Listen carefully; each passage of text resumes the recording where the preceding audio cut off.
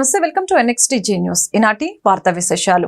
ఎన్నికల ఓటమి భయంతోనే టీడీపీ నేతలు వాళ్ళ అనుకూల మీడియా తనపై లేనిపోని దుష్ప్రచారం చేస్తున్నారని రాష్ట్ర వ్యవసాయ శాఖ మంత్రి కాకాని గోవర్ధన్ రెడ్డి మండిపడ్డారు. బెంగళూరు రేవ్ పార్టీలో తన పేరు తెర మీదకి రావటం వెనుక కుట్ర దాగుందని మండిపడ్డారు.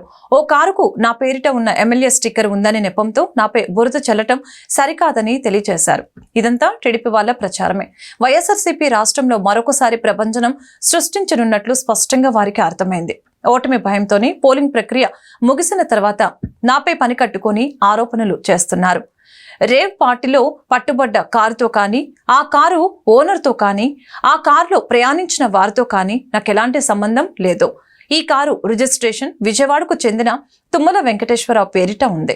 అతనెవరో కూడా నాకు తెలియదు. పైగా ఈ కారుకున్న ఎమ్మెల్యే స్టిక్కర్ జిరాక్స్ కాపీ నా ప్రమేయం లేకుండా ఎమ్మెల్యే స్టిక్కర్ వినియోగించడంపై ఇప్పటికే పోలీసులకు ఫిర్యాదు చేశానని ఆయన వెల్లడించారు. రాష్ట్రంలో ఎన్నికలకు ముందు తర్వాత జరిగిన హింసాత్మక ఘటనలపై విచారణకు ప్రత్యేక విచారణ బృందం సిట్ పర్యటన ముగిసింది. ఈ మేరకు రాష్ట్ర డీజీపీ హరీష్ కుమార్ గుప్తాకు సిట్ ఇన్ఛార్జి ఐజీ వినీత్ బ్రిజిలాల్ నివేదికను అందజేశారు. 150 పేజీల ప్రాథమిక నివేదికను డీజీపీకి అందజేశారు. ఈ నివేదికను డీజీపీ ఈసీకి పంపనున్నారు. కాగా రాష్ట్రంలో ఎన్నికల అనంతరం హింసాత్మక ఘటనలపై ఈసీ ఆదేశాల మేరకు సిట్ విచారించిన విషయం తెలిసిందే. 2 రోజుల పాటు 4 బృందాలుగా క్షేత్రస్థాయిలో పర్యటించింది సిట్. పల్నాడు, తిరుపతి, అనంతపురం జిల్లాలో పర్యటించిన సిట్ బృందాలు హింసాత్మక ఘటనలకు కారణాలను విశ్లేషిస్తూ ప్రాథమిక నివేదిక రూపొందించింది. అయితే 2 రోజుల్లో సమాచార సేకరణకే సమయం సరిపోవడంతో లోతైన దర్యాప్తు కోసం గడువు పొడిగించాలని సిట్ బృందం డీజీపీని కోరే అవకాశాలే ఎక్కువగా కనిపిస్తూ ఉన్నాయి. హింసాత్మక ఘటనలు జరిగిన ప్రాంతాల పరిధిలో పిఎస్లలో నమోదైన 33 ఎఫ్ఐఆర్లను సిట్ పరిశీలించింది. వీటి ఆధారంగా 300 మందిని ఈ హింసాత్మక ఘటనల్లో పాల్గొన్నట్లు నిర్ధారించుకుంది.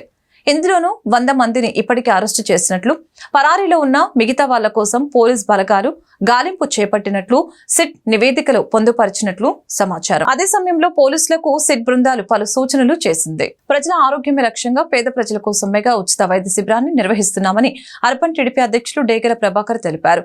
సోమవారం గుంటూరు రూరల్ పరిధిలోని చిన్నపలకలూరులో ఉచిత మెగా వైద్య శిబిరాన్ని ఆంధ్ర ప్రైమ్ హాస్పిటల్ వారి ఆధ్వర్యంలో నిర్వహించారు. ఈ మెడికల్ క్యాంపులో ప్రజలు పెద్ద సంఖ్యలో పాల్గొని వైద్య సేవలు పొందారు. ఈ శిబిరంలో general medicine doctor Anvesh Kumar, cardiologist doctor Tejaswini, pulmonologist doctor Rajasekhar, doctor Utukuri Gopikrishna, doctor Ratnaprasad పాల్గొని ప్రజలకు వైద్య సేవలు అందజేశారు. అవసరమైన వారికి ఉచితంగా వైద్య పరీక్షలు చేసి ఉచితంగా మందులు కూడా అందజేశారు. ఆరోగ్యం పట్ల ప్రజలు తీసుకోవాల్సిన జాగ్రత్తల్ని డాక్టర్లు వైద్య పరీక్షల అనంతరం ప్రజలకు ఆరోగ్య సలహాలు తెలిపారు. ఆంధ్ర ప్రైమ్ హాస్పిటల్ చైర్మన్ డేగల ప్రభాకర్ సహకారంతో నిరంతరం ప్రజల ఆరోగ్యం దృష్టిలో పెట్టుకుని ఉచిత వైద్య శిబిరాలు నిర్వహిస్తున్నామని వైద్యులు తెలిపారు.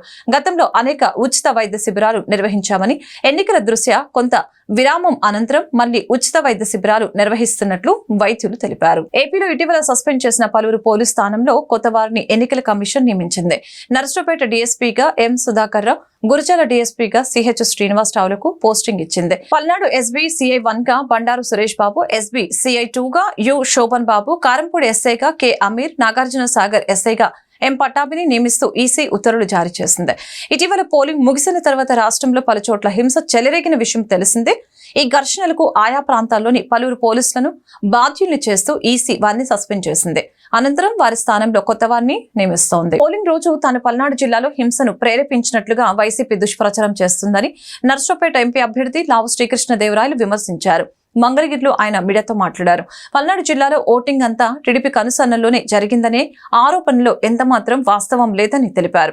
ఎస్పీకి మా కుటుంబానికి సన్నిహిత సంబంధాలు ఉన్నాయని కట్టుకథలు అల్లుతున్నారు. ఒక కులం వర్గానికి నన్ను పరిమితం చేసే కుట్ర జరుగుతుందని ఆయన వెల్లడించారు. క్షుణ్ణంగా పరిశీలించండి, మా కాల్ డేటా తీసి పరిశీలించండి. వాళ్ళ కాల్ డేటా మరి అధికారి కాబట్టి అది మీ చేతిలో ఉంటుంది. మా వైపు నుంచి మా కాల్ డేటా, మా చుట్టుపక్కల ఉన్న వారి కాల్ డేటా ఏదైతే ఉందో వాటిని తప్పకుండా తీసి పరిశీలించాలని చెప్పి కోరుతా ఉన్నాం. ఏదైతే ఎస్పీ బిందు మాధవ్ గారి ఫ్యామిలీ పైన ఏ విధంగా ఏదో నిరాధారమైన ఆరోపణలు చేస్తూ ఉన్నారో, ఏదో మాకు వారికి సంబంధం ఉందని, ఇది పూర్తి అవాస్తవం.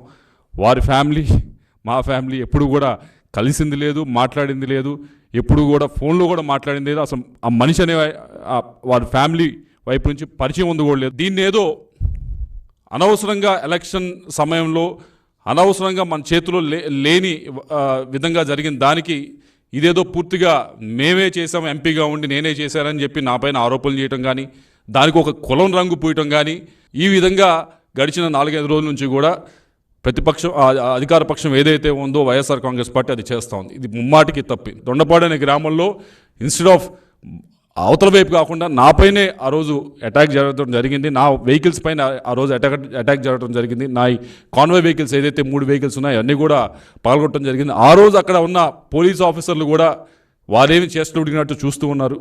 ఇన్స్టెడ్ నా వైపు నుంచి పోకుండా వాళ్ళు న్యూట్రల్గా పక్కనే నుంచో ఉన్నారు. పల్నాడులో తప్పకుండా ఈసారి ఎన్నికలు అనేది నేను చేసిందో ఎంపీగానో లేకపోతే అటువై ఎమ్మెల్యేలు చేసిందో ఇది కాదు. ఈసారి పల్నాడులో ఈసారి ఎన్నికలు చేసింది పల్నాడు ప్రజలే చేశారు. పల్నాడు ప్రజల్లో ఉన్న ఆ కసిని ఆ రోజు వారు చూపించడం జరిగింది. వారు 86% దాదాపుగా ఓటు నమోదైంది అంటే ఆ రోజు వారికి ఎంత కసి ఉంది అనేది దాన్ని బట్టి అర్థమవుతుంది. ఈరోజు నేను ఈ మాట చెప్తా ఉంది ఏదో రిజల్ట్ వచ్చిందో చెప్పట్లేదు, ఎలక్షన్ రిజల్ట్ వచ్చిందో చెప్పట్లేదు. ఎలక్షన్ రిజల్ట్ రాకముందే నేను చెప్తా ఉన్నా ఎలక్షన్ రిజల్ట్ ఎటైనా వెళ్ళొచ్చు. వికసించిన విద్య కుసుమాలు, మత సామరస్యానికి ప్రతీకలు, వరసి పేదరికంలో మగ్గుతున్న ముస్లిం విద్యార్థులకు గుంటూరు నల్లచెరువు దారుల్ ఉలూం జమియా మహమ్మదియా అరబిక్ కాలేజీ విద్యాదాతగా మారింది. అంతేకాకుండా ₹1 కూడా ఫీజు లేకుండా ఉచిత విద్యను అందించడంతో పాటు భోజన వసతి సౌకర్యం కూడా ఉచితంగానే కల్పిస్తోంది. ఉన్నత విద్య ద్వారా ఉజ్వల భవితకు ఈ కాలేజీ వారధిగా మారింది. ప్రాథమిక విద్యా బోధన తెలుగు, హిందీ, ఇంగ్లీష్, అరబిక్, ఉర్దూ భాషలలో జరగనుంది. కాలేజీ నుంచి అరబిక్, ఉర్దూలో విద్యా బోధన కొనసాగుతుంది. ఇస్లాం మతానికి సంబంధించి ఈ విద్యా బోధన ద్వారా మంచి ఉపాధి అవకాశాలు లభిస్తాయి. ఇక ఈ కాలేజీ విషయానికి వస్తే క్రమశిక్షణతో కూడిన విద్యా బోధన, పరమత సహనంతో కూడిన ఖురాన్ గంధ పఠన మత గురువుల పర్యవేక్షణలో సాగనుంది. రాష్ట్ర వ్యాప్తంగా ఉన్న పేద ముస్లిం విద్యార్థులు ఈ కాలేజీలో చదువుకోవటానికి వస్తారు. ముస్లిం పెద్దల దాతల సహకారంతో ప్రస్తుతం ఈ కాలేజీ గత కొన్ని సంవత్సరాలుగా నిర్విరామంగా కొనసాగుతూ ఉంది. నల్లచెరువు మదర్సాగా పేరుగాంచిన ఈ కాలేజీ సమాజానికి బాధ్యత కలిగిన పౌరులను అందించడమే కాకుండా విద్యాబుద్ధుల ద్వారా వారి ఉన్నతకు బాటలు వేస్తోంది. ఇదే విషయాన్ని college principal Maulana Hasan, college managing director Mufti Abdul Basid, committee అధ్యక్షులు మహమ్మద్ రఫీ వివరించారు. ప్రభుత్వ పరంగా తమ కాలేజీకి ఆర్థిక సహకారం అందించాలని తెలిపారు. విద్యతో పాటు మానవీయ విలువలు ఇక్కడ బోధిస్తున్నామని పేర్కొన్నారు.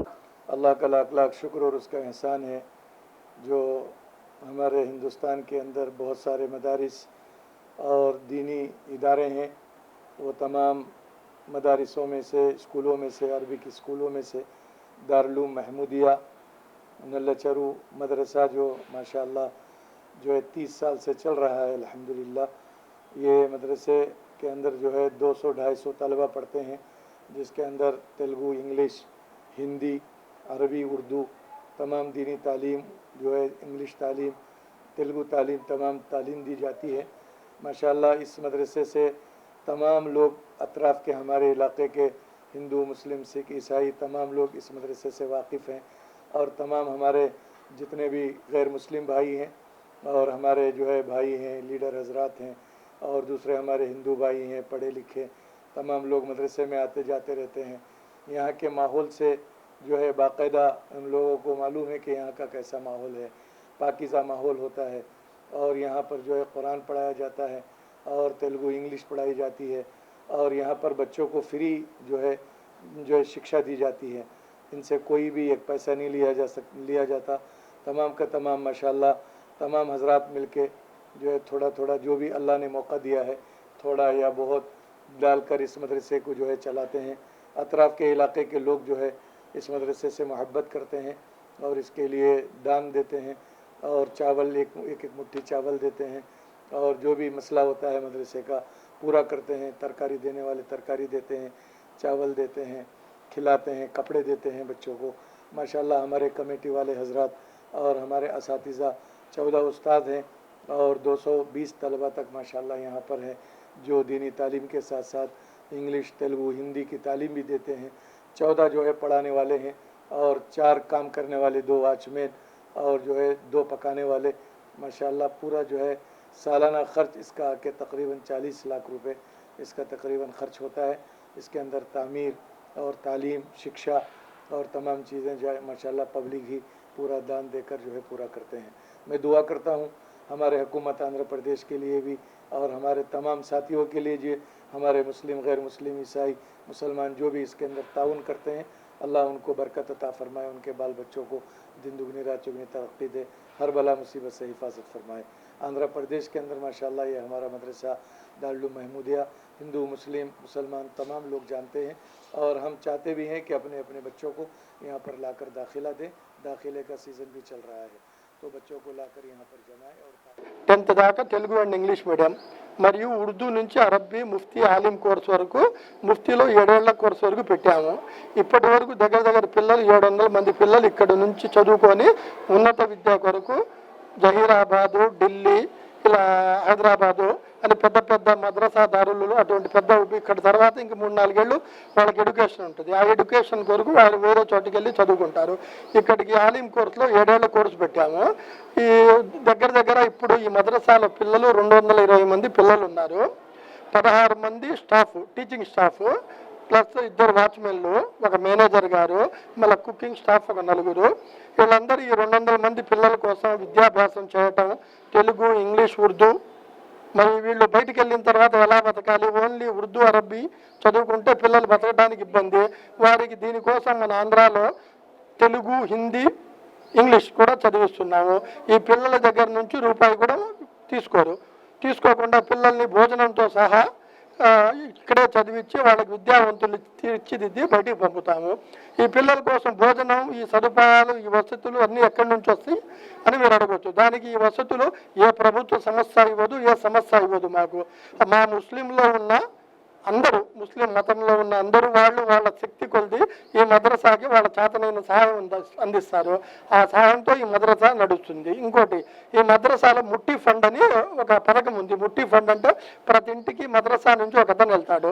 వాళ్ళ ఇంట్లో వండుకునే బియ్యంలో ఒక గుప్పెడు తీసి ఇతనికి ఇస్తారు. बिस्मिल्लाहिर रहमानिर रहीम। अस्सलामु अलैकुम वरहमतुल्लाहि वबरकातुहू।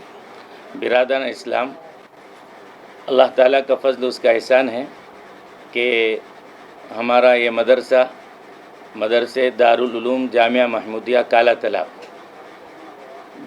1994 में ये मदरसे का जो है दारुल क़ामा शुरू हुआ है अल्हम्दुलिल्लाह। और इसमें इब्तदाई से लेकर अब तक अल्हम्दुलिल्लाह तरक्की पर जो है रास्ते पर है और हर एतबार से तामीरी, तालीमी और इसी तरीके से बच्चों की तरबियत के सिलसिले में अल्हम्दुलिल्लाह रोज़ बरोज़ जो है तरक्की पर है।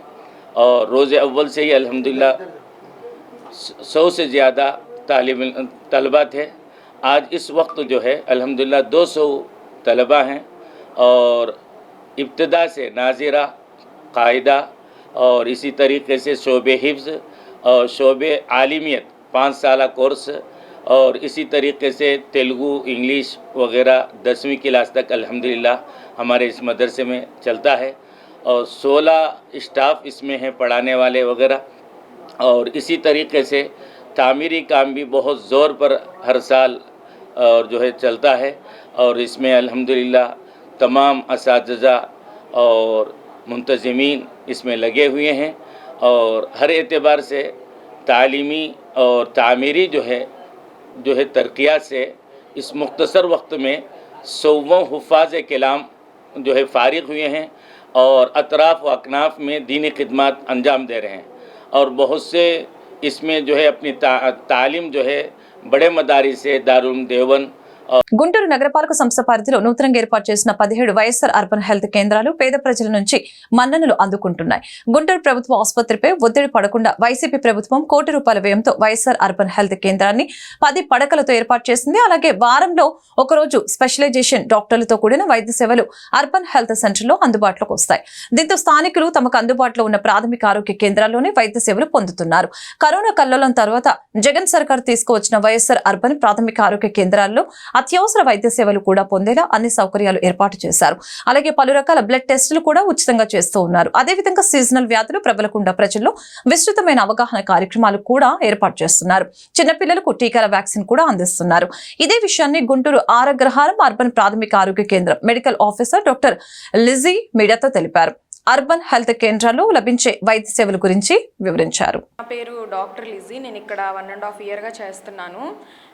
మేము అన్ని రకాల వైద్య సహకారాలు ఇక్కడ అందిస్తున్నాము. ఆల్మోస్ట్ 60 బ్లడ్ టెస్టులు చేస్తున్నాం. 176 మెడిసిన్స్ అందుబాటులో ఉన్నాయి. రోజు 100 దాకా ఓపీ వస్తుంది. నల్ల చెరువులో జనాలు ఇప్పుడు గవర్నమెంట్ హాస్పిటల్కి అంత దూరం వెళ్ళి ఆ రష్లో ఉండాల్సిన అవసరం లేకుండా ఏ ఏరియాకి ఆ ఏరియాను హాస్పిటల్ ఉండేటట్టు అన్న ఇన్నోవేటివ్తో ఈ హాస్పిటల్స్ అన్నీ క్రియేట్ చేశారు. గుంటూరులో మీకు ఏ ఏరియాకి వెళ్ళినా ఈ హాస్పిటల్ అందుబాటులో ఉంటుంది. మీరు వచ్చి వైద్యం చేయించుకొని ఒక అరగంటలో మీరు మందులు కూడా తీసుకొని వెళ్ళిపోవచ్చు. మేము బ్లడ్ టెస్ట్లు అన్నీ చేస్తాము. స్పెషల్ డాక్టర్స్ కూడా అందుబాటులో ఉంటారు. చర్మ వ్యాధులకి, పిల్లలకి, ఇంకా ఎముకలకి అన్నిటికీ చూడడానికి స్పెషల్ డాక్టర్స్ కూడా ఉంటారు. మేము 9 to 5 ఉంటాం డైలీ, డిపెండ్స్. కాబట్టి అందరూ వచ్చి ఈ హాస్పిటల్ ఉంది అని మాకు తెలీదు అని చెప్పకుండా అందరూ వచ్చి గవర్నమెంట్ ఇంత ఇన్నోవేటివ్ తీసుకొని మీకు అందిస్తున్నప్పుడు అందరూ వినియోగించుకోవాలని మేము కోరుకుంటున్నాము. 10 బెడ్డెడ్ అండి. As of now in patient అయితే లేదు, కానీ సేవ అయితే అన్నీ అందిస్తాము. డయేరియా కేసెస్ వచ్చినా ఏమొచ్చినా సెలైన్ పెట్టడము, ప్రెగ్నెంట్ వాళ్ళని చూసుకోవడము, ఆన్లైన్లో కాల్స్ చేయించడం స్పెషల్ డాక్టర్స్కి అన్నీ అయితే ఉన్నాయి. ఇంకా ఇన్ పేషెంట్ అయితే స్టార్ట్ చేయలేదు. ఈ సీజనల్ వ్యాధుల మీద కూడా ఏమైనా అవగాహన చెప్తుంటారు? అవునండి. సీజనల్ అంటే లెప్రసీకి సర్వే చేస్తూ ఉంటాం 3 monthsకి ఒకసారి. తర్వాత టీబీ మందులు అందిస్తాము, లెప్రసీ మందులు అందిస్తాము. తర్వాత డెంగ్యూ, మలేరియా ఈ టెస్టులు చేస్తాము. ఏరియాలోకి వెళ్ళి సర్వే కూడా చేస్తాము. ప్రతి ఫ్రైడే డ్రై డే కండక్ట్ చేస్తాము. ఏ చోట అయితే కాలువలు నిలువ ఉన్నాయో అలాంటివి తీసి ఫోటో తీసి మున్సిపాలిటీ వాళ్ళకి పెట్టడము, అవి క్లియర్ చేయించడము, అన్నీ ఇక్కడ నుంచి అన్నీ అందిస్తాం సేవలు. చిన్నపిల్లలకి వ్యాక్సినేషన్ వీక్లీ 2 జరుగుతుందండి, వెన్స్డే, సాటర్డే. ఇక్కడ వాళ్ళందరూ వ్యాక్సినేషన్ బయటకు వెళ్ళి చేయించుకొని అంత ఖర్చు పెట్టుకోవాల్సిన అవసరం లేదు, ఫ్రీగా ఇక్కడే చేస్తాం. టీడీపీ కుట్రపూరిత ఆరోపణలు చేస్తుందని లోకేష్ తమపై ట్విట్టర్లో తప్పుడు పోస్టులు పెడుతున్నారని మంత్రి పెద్దిరెడ్డి రామచంద్రారెడ్డి మండిపడ్డారు. నారా లోకేష్ లాంటి మూర్ఖుడు బుద్ధి తక్కువ మాటలు మాట్లాడుతున్నారని, అందుకే ఆయనను పప్పు లోకేష్ అంటారని తెలిపారు. ఈ మేరకు పెద్దిరెడ్డి మీడియాతో మాట్లాడారు. దేవినేని ఉమా 5 ఏళ్లు ఇరిగేషన్ మంత్రిగా పనిచేసి సీటు తెచ్చుకోలేకపోయారు. 2013 నుంచి ఆఫ్రికాలో మేము వ్యాపారం చేస్తున్నాం. ఇక్కడ నుంచి వాహనాలు, మిషనరీ అక్కడికి పంపిస్తూ ఉంటాం. మొదటి విడత 20 వాహనాలు ముంబై పోర్టు నుంచి షిప్ లో పంపిస్తున్నాం. అక్కడ మాకు ఫెరో మ్యాంగనీసు, సిలికాన్ మైనింగ్ ప్రాజెక్టులు ఉన్నాయని చెప్పారు. అదేవిధంగా స్వర్ణ మోటార్స్ కు 100 వెహికల్స్ అవసరం ఉంది. ఇక్కడ నుంచి వాహనాలు పంపిస్తూ ఉన్నాం. మేము వ్యాపారాలు చేసుకుంటూ రాజకీయాల్లో ఉన్నాం. మేం విదేశాలకు పారిపోతున్నాం అంటూ తప్పుడు ప్రచారం చేస్తున్నారని మంత్రి పెద్దిరెడ్డి ఆగ్రహం వ్యక్తం చేశారు. అంటే దీన్ని చూస్తేనే అర్థమవుతుంది. ఏదైనా కస్టమ్స్ ఉంటుంది, బండ్లు లోడ్ అయ్యేటప్పుడు కానీ అక్కడ ఆఫ్రికాలో పోర్ట్ వచ్చి దారుసలాంలో అక్కడ చెక్ చేస్తారు, ఇక్కడ చెక్ చేస్తారు. వీటిలో డబ్బులు పెట్టే అంత మూర్ఖులు లోకేష్ లాంటి వాళ్ళు చెప్తే ఇంకెవరైనా ఉంటారని అడుగుతున్నా. మీకేమో చార్టర్డ్ ఫ్లైట్లలో మీరు సూట్ కేసులన్నీ కూడా సింగపూర్కి పంపిస్తారు, దుబాయ్కి పంపిస్తారు. మీకు అది అలవాటు. అంచేత మా మీద కూడా అక్యూజ్ చేస్తూ ఇలాంటి మాటలు మాట్లాడడం అనేది చాలా బుద్ధి తక్కువ మాటలు ఇవి. నీ పప్పుకు అని ఎందుకు పేరు పెట్టారంటే ఇదే నువ్వు తిక్క లోకేష్ కాబట్టి పప్పు అని పేరు పెట్టారు. లేదా రాష్ట్రం విడిచి పారిపోతున్నావు, దేశం విడిచి పారిపోతున్నావు అని చెప్పి ఆయన నన్నే కాదు మిగతా అందరు నాయకులను కూడా అందరూ పాస్పోర్ట్లు రెడీ చేసుకున్నారు, వీసాలు రెడీ చేసుకున్నారు, ఇతర దేశాలకు పారిపోతా ఉన్నారు వైఎస్ఆర్ కాంగ్రెస్ పార్టీ వారు అని చెప్పి చెప్పడం జరిగింది. మా నాయకుడు పోతే ఏమో ఆయన పారిపోయినట్లు, మీ నాయకుడు పోతే ఏమో ఈరోజు మీరంతా చూశారు ఈ పచ్చపత్రికల్లో అంతా. వీళ్ళ నాయకుడు పోతే మాత్రము మెడికల్ టెస్టులకు అంటారు. మరి ఇలాంటి రాతలు రాసే పత్రికలు ఉన్నాయి కాబట్టి మీరు ఇలా మాట్లాడుతూ ఉన్నారు. నీకు బుద్ధి లేదు అసలు.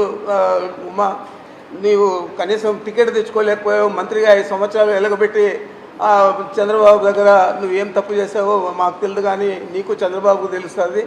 మరి ఏ విధంగా నువ్వు అసలు నీ కాన్స్టిట్యున్సీకి కూడా మా పార్టీ నుంచి వెళ్ళిన అతనికి సీట్ ఇచ్చారు, అంతకంటే అసమర్థుడు కాబట్టి నీకు ఇవ్వలేదనేది ఈ రాష్ట్ర ప్రజలందరికీ కూడా తెలుసు. చంద్రబాబు నాయుడు హైదరాబాద్లో ఓటు ఉంది, ఈడొచ్చి రాజకీయం చేస్తాడు, ఎలక్షన్లో పోటీ చేస్తాడు. అదేవిధంగా పవన్ కళ్యాణ్, అదేవిధంగా మీ బీజేపీ నాయకురాలు పురంధేశ్వరి, ఆమె కూడా హైదరాబాద్లో ఉంటుంది. మరి మీరందరూ కూడా ఇక్కడొచ్చి పోటీ చేసి ఇక్కడ మేము స్థానికంగా ఉండి 24 గంటలు అందుబాటులో ఉండి ప్రజలకు మేము సేవలు అందిస్తామంటే మా గురించి మేము పారిపోతామంటున్నారు. ఇప్పటికీ నాది 10వ ఎన్నిక. ఈ ఎన్నిక మొన్న పోటీ చేసింది శాసనసభకు 10వ ఎన్నిక. మరి నా అప్పటి నుంచి ఇప్పుడు దాకా చంద్రబాబుతో వ్యతిరేకంగానే ఉన్నాను. మరి పారిపోయేవాడైతే ఎప్పుడో పారిపోవాలా, లేకపోతే కాళ్ళ బెరానికి పోవాలా. మరి అలాంటి పరిస్థితి లేదని తెలిసి కూడా బుద్ధి లేని మాటలన్నీ కూడా మాట్లాడుతూ ఉన్నారు. మరి పిచ్చి లోకేష్ కానీ లేకపోతే ఎర్రి ఉమా కానీ వీళ్ళకి బుద్ధి ఉందా అని నేను అడుగుతా ఉన్నాను. మీరు ఏదంటే అది మాట్లాడితే చూసేదానికి సహించేదానికి ఎవరు కూడా లేరు. మీకు ఒకటే నేను ఛాలెంజ్ చేస్తూ ఉన్నాను. 4వ తేదీ ఎన్నికల ఫలితాలు వస్తాయి. ఆ తర్వాత మీరు మీ మొహకాలు ఆడబెట్టుకుంటారో ఒకసారి ఇప్పుడే తేటతెల్లం చేస్తే బాగుంటుంది. సిట్ బృందాన్ని మంత్రి అంబటి రాంబాబు కలిశారు. సిట్ బృందానికి కొన్ని విషయాలు నివేదించారు. సత్తెనపల్లి నుంచి తాను 3 సార్లు ఎన్నికల్లో పోటీ చేస్తానని, ఎన్నికల్లో ఇప్పుడు జరిగినంత హింస ఎప్పుడూ జరగలేదని మంత్రి అంబటి తెలిపారు. పోలీసులు టీడీపీ నాయకులతో కుమ్మక్కయ్యారని, దాడులు అదుపు చేయడంలో పోలీసులు పూర్తిగా విఫలమయ్యారని పేర్కొన్నారు. ఎన్నికల రోజు టీడీపీ నాయకులు చేసిన అరాచకాన్ని సిట్ బృందానికి మంత్రి అంబటి వివరించారు. ఇప్పటికీ తొండపి గ్రామంలో చాలా మంది భయంతో ఊరు వదిలి వెళ్లిపోయారని, వారికి భరోసా కల్పించి ఊరిలోకి తీసుకుని రావాల్సిన బాధ్యత పోలీసులపై ఉందని అంబటి రాంబాబు తెలిపారు. తాజాగా పోలీసులు నమోదు చేస్తున్న అక్రమ కేసులపైన కూడా సిట్ బృందానికి మంత్రి వివరించారు. ఇది చరిత్రలో ఎప్పుడు ఎక్కడ చూడాల. ఎన్నికల కమిషన్ అంతకు ముందు ఉన్నటువంటి ఐపీఎస్ ఆఫీసర్లు పక్షపాతంగా వ్యవహరిస్తారేమో అనే అనుమానంతో మంచి చరిత్ర కలిగినటువంటి ఐపీఎస్ ఆఫీసర్లను ఎస్పీలుగా వేస్తే వాళ్ళు విధి నిర్వహణలో ఫెయిల్ అయ్యారని భావించి, ప్రాథమిక సమాచారం ఉందని భావించి వాళ్ళని సస్పెండ్ చేశారు. ఊరినే బదిలీ కూడా కాదు, they suspended from the service at present. ఎంత విచిత్రమైన విషయం. దీన్ని ఏ విధంగా భారత ప్రజాస్వామ్యంలో భావించాలని అడుగుతా ఉన్నా. దీని వెనుక నేను ఒకటే మనవి చేస్తున్నా. నేను ఓడిపోతాను అని అనుకున్న రోజున నారా చంద్రబాబు నాయుడు గారు రాక్షసంగా వ్యవహరిస్తాడు. తనకు అధికారం రాదు అనుకున్నప్పుడు హింసను ప్రజ్వలింపచేస్తాడు. ఇది నారా చంద్రబాబు నాయుడు గారి చరిత్ర. ఇవాళ పలనాడులో హింస జరగడానికి కారణం నారా చంద్రబాబు నాయుడు గారు, అదేవిధంగా పురంధరేశ్వరి గారు. ఇక్కడ మార్పుల వల్లే ఇంత హింస జరిగిందని నేను మనవి చేస్తున్నాను. ఎంత ఆశ్చర్యం అండి. పోలింగ్ రోజున అలో లక్ష్మణ అని అల్లాడుతుంటే, తలలు పగిలిపోతుంటే పోలీసులు దించుకోలేకపోయారు. కొన్ని ప్రాంతాల్లో మాచర్లలో కానీ, లేకపోతే మన గురజాలలో కానీ, నర్సరాపేటలో కానీ, సత్తెనపల్లిలో కానీ కొన్ని ప్రాంతాలు వెళుతుంటే అక్కడికి పోలీసులు రీచ్ కాల, కొట్టుకుని ఆగిపోయి చాలే ఆగిపోయారు. ఇది పరిస్థితి. ఒక ఎమ్మెల్యే ఇంటి మీద రాళ్లు వేసే పరిస్థితి. నర్సరాపేటలో ఎమ్మెల్యే ఇంటి మీదకు వెళ్ళి దూకి కార్లు పగలగొట్టి చేసినటువంటి సందర్భం.